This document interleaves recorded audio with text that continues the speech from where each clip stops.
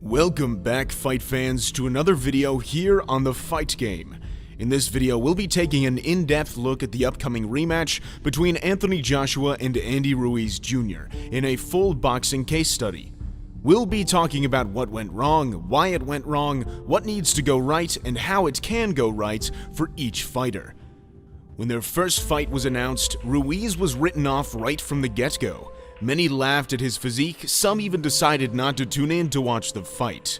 But a small select few knew Ruiz was a formidable opponent, and after the upset came to fruition, many fans came out to say that they themselves made the mistake in not doing their research on Ruiz. It's an honest mistake, but for Anthony Joshua, it was a costly one. There are hundreds of theories out there to justify Joshua's loss, and while some of them may merit legitimate reasoning, it's important to give Ruiz his credit for defying the odds. Hindsight is 20/20. Looking back, it's easy to see how Ruiz is one of the fastest heavyweight boxers in the sport right now. It's easy to see that Ruiz had a good case to get the decision against Joseph Parker. It's easy to see that he is a former junior Olympic boxer.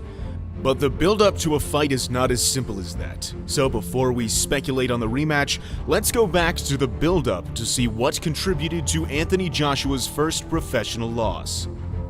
Joshua was originally scheduled to fight Jarrell Miller, but after he made claims that Joshua was on steroids in the press conferences, he later tested positive himself, and so therefore the fight was off. Joshua was in need of a replacement, and Andy Ruiz stepped up to the plate. All anyone saw was a small, chubby guy who stood no chance against the much more aesthetically impressive Joshua. Sure, we know now that that didn't matter when they fought, but remember, we have to see the build-up for how it was at the time. Joshua is a professional athlete. He knows that no opponent is ever to be overlooked, but what is expected from a boxer and what the boxer expects himself can be two very different things. Joshua can say he didn't overlook Ruiz, and he might not have in the sense of his preparation and training camp, but it's possible he had much lower expectations for Ruiz. Joshua admitted in interviews after the fight that he felt there wasn't much to gain from beating Ruiz, which tells us he didn't see himself beating an elite-level fighter. We saw a much different demeanor from Joshua in the lead-up to the fight, and he fell right into the nice guy persona of Andy Ruiz. It was probably difficult for Joshua to imagine that this happy-faced guy would go into the ring with an ultimate aim of taking his head off. And with that, Joshua let Ruiz hold his belts. Look at this picture. You can just tell that Joshua took the fight less seriously than he should have. One would go even as far to say that Joshua got civilized, something we heard from Rocky's trainer in Rocky III. Although it was a movie, it does speak a lot of sense. Contrastingly, when Ruiz was asked recently if he'd let Joshua hold his belts, he said hell no, he has to beat me first. These are mine. That's the mentality Joshua should have had in their first meeting. So to summarize the build-up, Joshua in his mind was definitely not expecting to get dropped in the ring. He knew Ruiz was a good opponent, but he wasn't expecting him to be on the same danger level such as Vladimir Klitschko, and therefore was more relaxed about the fight. Remember this, as we will refer back to it in a few minutes. Let's fast forward to fight night. Many felt Joshua seemed off, but he most likely just felt really relaxed, which falls right in line with what I just said. The fight began, and in the first 15 seconds, Ruiz had thrown two strong straight jabs to Joshua's body. For me, this is when I knew Joshua was in for a tough night. Ruiz threw the jabs with confidence, and confidence matters a lot in boxing. Joshua then came back with his own straight jab to the body. Boxers tend to mirror their opponent's actions, especially in the beginning of a fight. Ruiz made sure not to get caught with a second one as he parried Joshua's second attempt. Ruiz then feinted his jab to entice a right hand from Joshua. He slipped to the left and came back around with a left hook to get himself in proper position for a combination. As time passed by in the opening 2 minutes, Joshua found little luck with establishing his jab, so he looked for a powerful right hand, but Ruiz showed his boxing IQ with a simultaneous roll and right hook.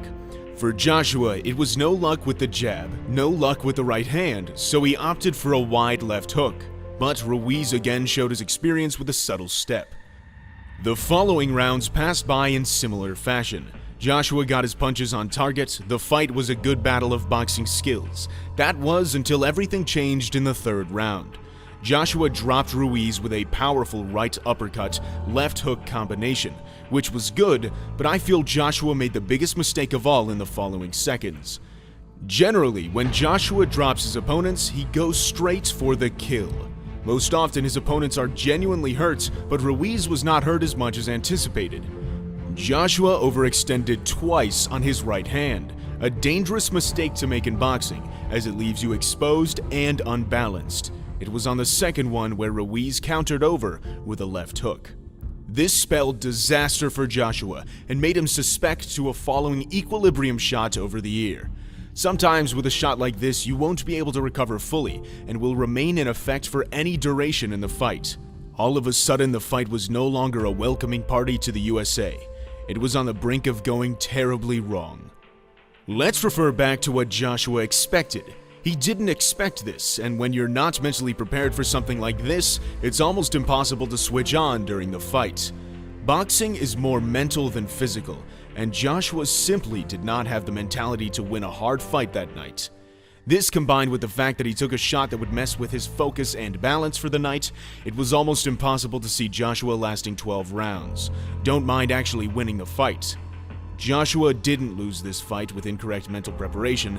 He lost with incorrect mental expectations. Joshua made the exact same mistake again in the fifth round when he caught Ruiz with a left hook. The left hook was a great shot. Joshua was the better boxer when he fought at this pace, but he ruins it by trying to knock him out thereafter. He always goes off balance when he throws the big right hand. A boxer is usually overextended when his head is out in front of his knee. In both subsequent right hands, his head was out way too far, putting him in a very vulnerable position. Hopefully, Joshua and his trainer noticed this mistake in the fight and used the training camp wisely to make sure this doesn't happen again. If Joshua hasn't learned, we'll see Ruiz capitalize on the same mistake again. Watch how Joshua boxed against Joseph Parker, center of the ring, right hand to the body, and he gets out of there straight away. This is the boxing of a boxer who is careful, and a sense of being careful can only come from expectations. Joshua lands a left hook. He doesn't rush in, he stays calm and remains composed. This is how he needs to box against Ruiz. Watch how he controls the distance with small stutter steps. He avoids 8 punches here just by being wary and careful with his footwork. Joshua must go back to boxing finesse to beat Ruiz. Both boxers respect each other's power. Joshua will need to break down Ruiz with an active guard and consistent jab. Ruiz's head movement is excellent, which allows him to set up good counters while also avoiding Joshua's advances. Joshua, in comparison, had very poor lateral movement. He was in most danger when he remained static.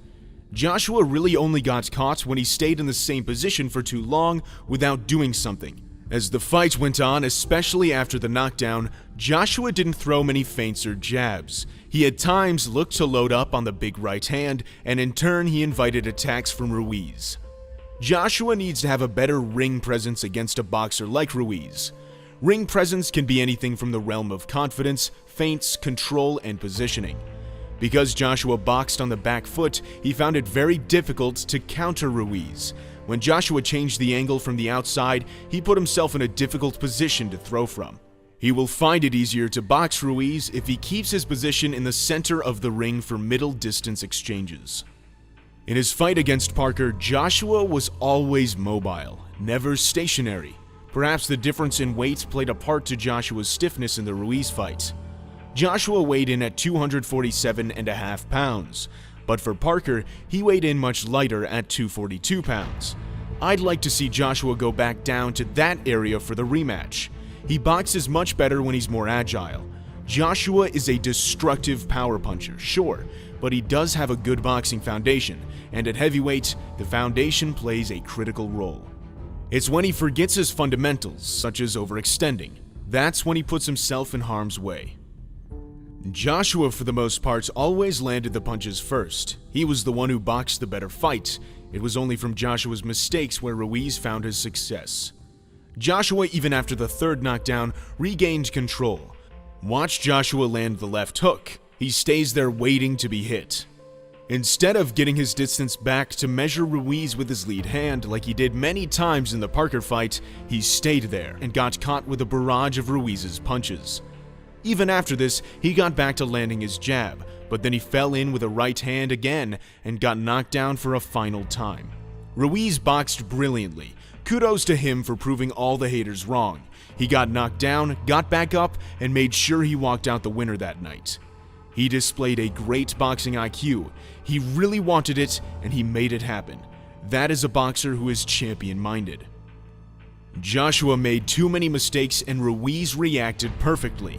The fight was actually a great fight between two great boxers. People give Joshua way too much of a hard time. There are many elements to a boxing match that most people don't notice. Joshua didn't get exposed, he simply got beat by the better boxer on the night. It's what happens in boxing. To win the rematch, Joshua needs to make major adjustments in how he approaches the fight. He needs to stamp his authority early. He needs to stay off the straight line. He needs to be careful with his actions. Ruiz will be a live dog in the rematch just like he was in the first fight. Ruiz needs to get in range behind Joshua's jab. His footwork and hand speed need to work in perfect motion. Ruiz's cue to attack will be an entering lapse in Joshua's focus. Jabbing to the body will drop Joshua's hands low, opening an attack for Ruiz upstairs. Joshua needs to remain calm when he lands a big shot. A constant and continuous output of clean punches will break down Ruiz much better than destructive combinations. Simple 1-2s are the keys to victory for Joshua. Ruiz beat Joshua once, he can do it again.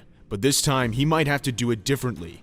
Which boxer will learn from their mistakes the most? Which boxer truly wants it this time?